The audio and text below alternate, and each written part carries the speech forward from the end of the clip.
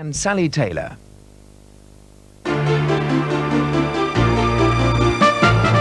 Legionnaire's disease investigation at the Army's pay headquarters in Hampshire.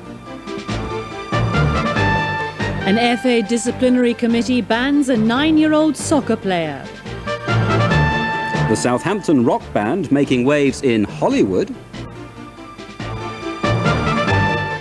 And where to go if you want a First World War tank.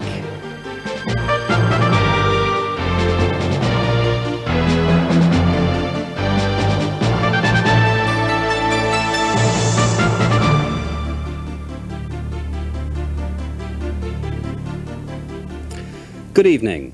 An investigation's underway into 2 cases of Legionnaire's disease at the Army's pay headquarters at Worthy Down near Winchester. Tests are being carried out on a further 6 people who work at the site to see if they too have contracted the illness. In extreme cases, it can be fatal. Liz McKean reports. John Andrews reporting from Calshot in Hampshire. Still to come in this evening's South Today.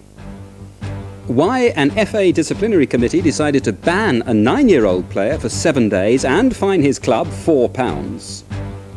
Where to go if you fancy buying a First World War tank. And the rock band taking a trip from Southampton to Hollywood. But first, more of the day's news with Angela Diffley.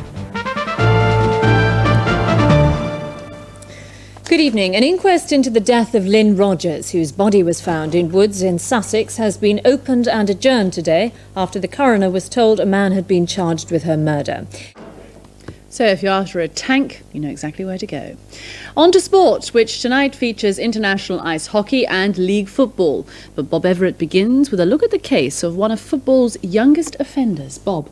Thanks, Sally. Yes, it's a curious story about a 9-year-old boy from Petersfield whose parents had to ask the Football Association for a rule change after their son was banned from playing soccer for 7 days. Thanks, Bob. What a cracking finish, but perhaps where ice hockey is concerned, that's not entirely appropriate. On now to our regular fortnightly look at the world of arts and entertainment. Richard Vaughan has the details of what's on in the region with Scene South.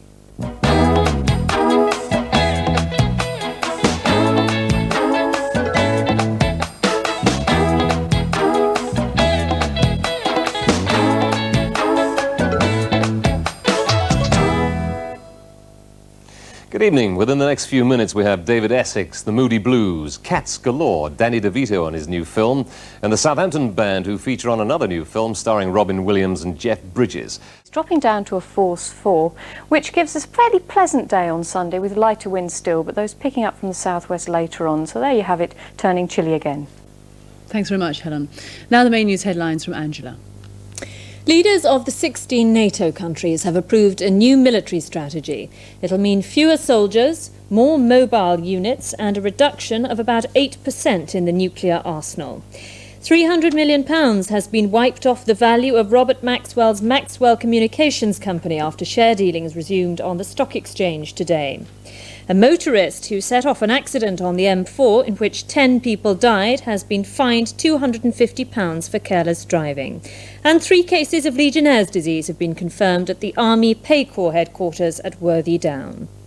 And now a quick look at just a couple of the region's weekly papers. The Salisbury Journal says sub-post offices could disappear from villages throughout South Wiltshire. It follows a decision to centralise sorting.